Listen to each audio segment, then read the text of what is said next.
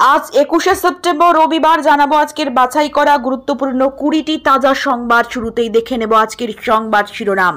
প্রতিদিন নিয়মিত সঠিক খবর পেতে হলে আমাদের এই চ্যানেলটিকে সাবস্ক্রাইব করে আমাদের পাশে থাকবেন, আর ভিডিওতে একটি করে লাইক করতে একদম ভুলবেন না।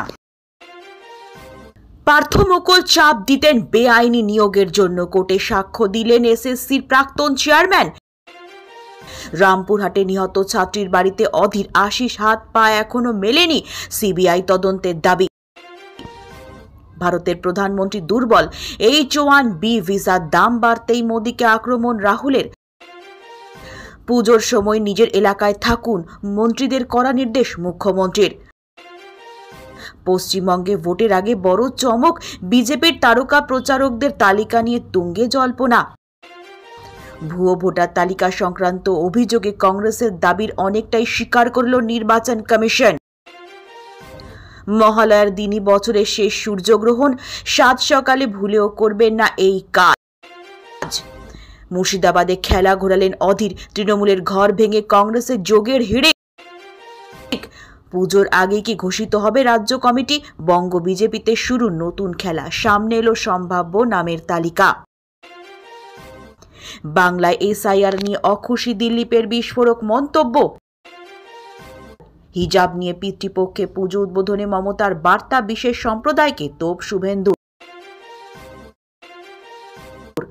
পুজোর আগেই সাংগঠনিক রদবদল, একাধিক জেলায় নতুন সভাপতি বাঁচল তৃণমূল। সারা ভারতে ছড়াচ্ছে মগজ খেকো অ্যামিবা, বাঁচতে কি করবেন? কত ভোটে হারবে তৃণমূল? তোলপাড় ফেলা হিসেব পেশ শুভেন্দুর।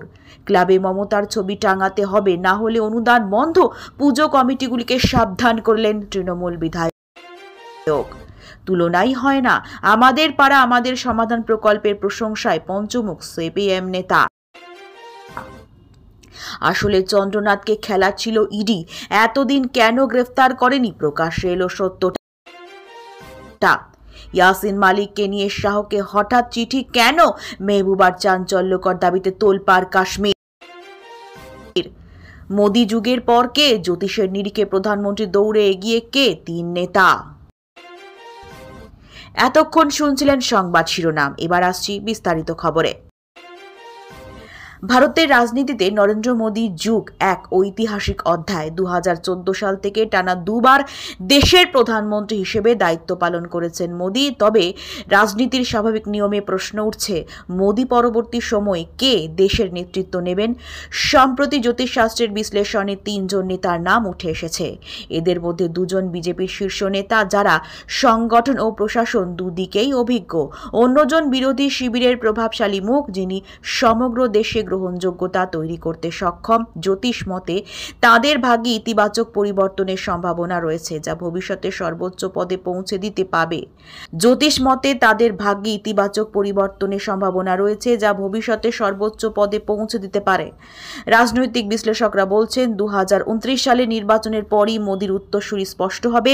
বিজেপি যদি আবার সংখ্যাগরিষ্ঠতা পায়, তাহলে দলীয় স্তরে নেতৃত্ব বাছাই হবে।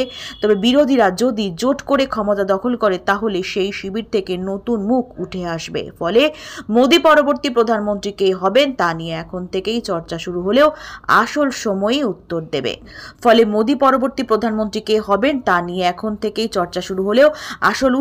সময়ই দেবে।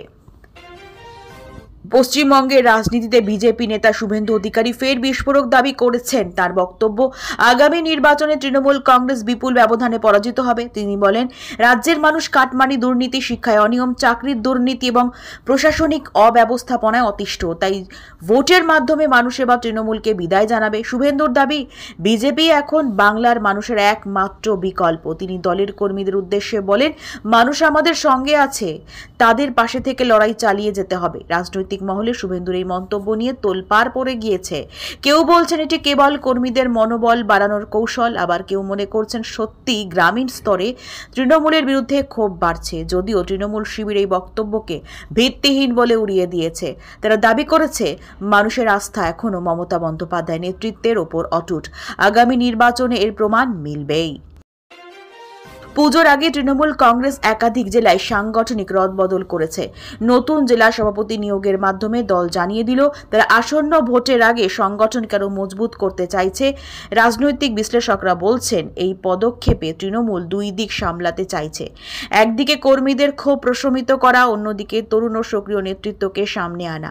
বিশেষত যেখানে বিজেপি শক্তি বাড়াচ্ছে সেখানে তৃণমূল নতুন নেতৃত্বকে কাজে লাগাচ্ছে। নতুন সভাপতিরা স্থানীয় স্তরে জনসংযোগ বাড়াতে উদ্যোগ নেবেন। অভিজ্ঞদের সঙ্গে তরুণদের মিলিয়ে সংগঠনকে গতিশীল করা হচ্ছে। এতে স্পষ্ট যে তৃণমূল সাংগঠনিক স্তরে কোনো ঢিলেমি রাখতে চাইছে না। রাজনৈতিক মহল মনে করছে পুজোর সময় সাধারণ মানুষের সঙ্গে ঘনিষ্ঠ যোগাযোগ গড়ে তোলার কৌশল হিসেবেও এই পদক্ষেপ গুরুত্বপূর্ণ। ভোটের আগে দলীয় ভিতকে শক্ত করা ছাড়া যে তার আর কোনো উপায় নেই, সেটাই প্রমাণ করল তৃণমূল। পশ্চিমবঙ্গ সরকারের এসআইআর প্রকল্প নিয়ে বিজেপি নেতা দিলীপ ঘোষ বিস্ফোরক মন্তব্য করেছেন। তার দাবি, এই প্রকল্প আসলে সাধারণ মানুষের স্বার্থবিরোধী এবং উন্নয়নের নামে প্রতারণা। দিলীপ ঘোষ বলেন, তৃণমূল সরকার মানুষের প্রকৃত সমস্যা সমাধান না করে শুধুমাত্র কাগজে কলমে সাফল্যের গল্প দেখাচ্ছে। তিনি অভিযোগ করেন, এই প্রকল্পের মাধ্যমে সরকারি সম্পদ অপচয় হচ্ছে এবং মানুষ বাস্তবে কোনো সুবিধা পাচ্ছে না। তার এই বক্তব্য রাজনৈতিক মহলে নতুন আলোচনার জন্ম দিয়েছে।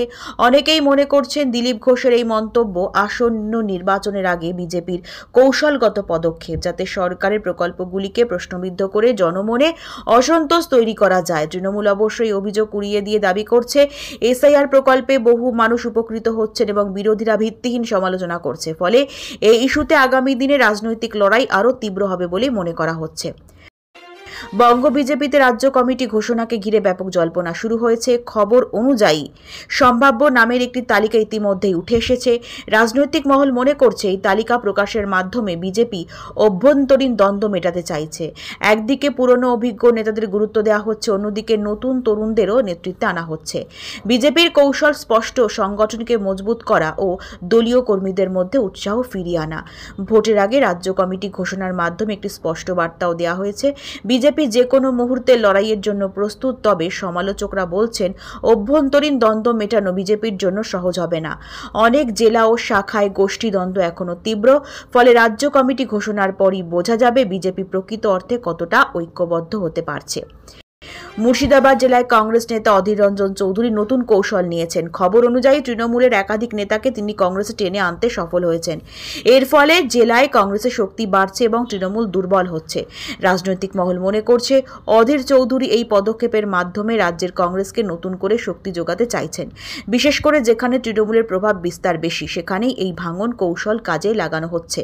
ভোটের আগে এই ধরনের যোগদান রাজনীতি সমীকরণ পাল্টে দিতে পারে। অধীরের দাবি, মানুষ তৃণমূলের শাসনে বিরক্ত, তাই তারা কংগ্রেসকেই ভরসা করছে। তৃণমূল অবশ্য বলছে কয়েকজন চলে গেলে দলের কোনো ক্ষতি হবে না। তবে বাস্তবে দেখা যাচ্ছে মুর্শিদাবাদে অধীরের প্রভাব ধীরে ধীরে বাড়ছে। বছরের শেষ সূর্যগ্রহণ পড়েছে মহালয়ার দিনে। জ্যোতিষশাস্ত্র অনুযায়ী সূর্যগ্রহণের সময় সূতককাল মানা হয় এবং এই সময় নানা বিধিনিষেধ থাকে। বিশেষজ্ঞরা জানিয়েছেন সূতককালে কোনো শুভ কাজ করা উচিত নয়। মন্দিরে পুজো বা ঘরে মঙ্গল কাজ এড়িয়ে চলতে বলা হয়। মহালয়া যেহেতু দেবীপক্ষের সূচনা, তাই এই দিনে সূর্যগ্রহণ পড়ায় অনেকেই কৌতূহলী হয়ে উঠেছেন। পঞ্জিকা অনুযায়ী গ্রহণ কয়েক ঘন্টা স্থায়ী হবে। পুজোর প্রস্তুতির মধ্যে সাধারণ মানুষকে সতর্ক থাকার পরামর্শ দেওয়া হয়েছে। জ্যোতিষীরা বলছেন গর্ভবতী মহিলাদেরও বিশেষভাবে সাবধান থাকতে হবে। তবে বিজ্ঞানীরা জানাচ্ছেন সূর্যগ্রহণ এক প্রাকৃতিক ঘটনা, এর সঙ্গে কুসংস্কারের সম্পর্ক নেই। তবুও ধর্মবিশ্বাস অনুযায়ী সূতককাল মানা হবে। ফলে মহালয়ার দিন গ্রহণ ঘিরে মানুষ ও ধর্মীয় মহলে নানা উৎসাহ লক্ষ্য করা যাচ্ছে। ভোটের আগে বিজেপি তারকা প্রচারকদের তালিকা প্রকাশ করেছে। এই তালিকায় কেন্দ্রীয় নেতৃত্ব থেকে শুরু করে রাজ্যের গুরুত্বপূর্ণ নেতাদের নাম রয়েছে।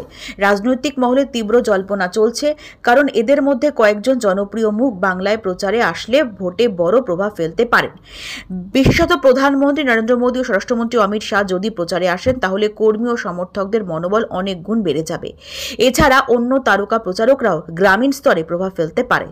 সমালোচকরা অবশ্য বলছেন শুধুমাত্র তারকা প্রচারক দিয়ে ভোট জেতা যায় না, মানুষের আস্থা অর্জন করাই আসল। তবে বিজেপি মনে করছে বড় মুখদের প্রচার নির্বাচনে বাড়তি সুবিধা এনে দেবে। ফলে এই তালিকা প্রকাশের পর থেকে রাজনৈতিক মহলে উত্তেজনা তুঙ্গে।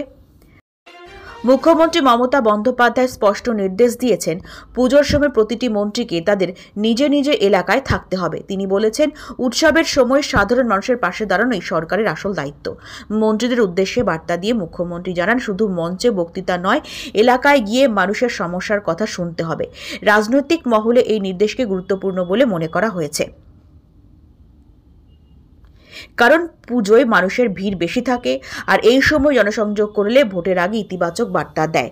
প্রশাসনিক দিক থেকেও এটি জরুরি, কারণ দুর্গাপুজোর ভিড় নিয়ন্ত্রণ ও নিরাপত্তা নিশ্চিত করতে মন্ত্রীদের সক্রিয় ভূমিকা দরকার। বিশ্লেষকরা বলছেন, মমতা এই পদক্ষেপের মাধ্যমে দুই দিক সামলাতে চাইছেন, রাজনীতি ও প্রশাসন।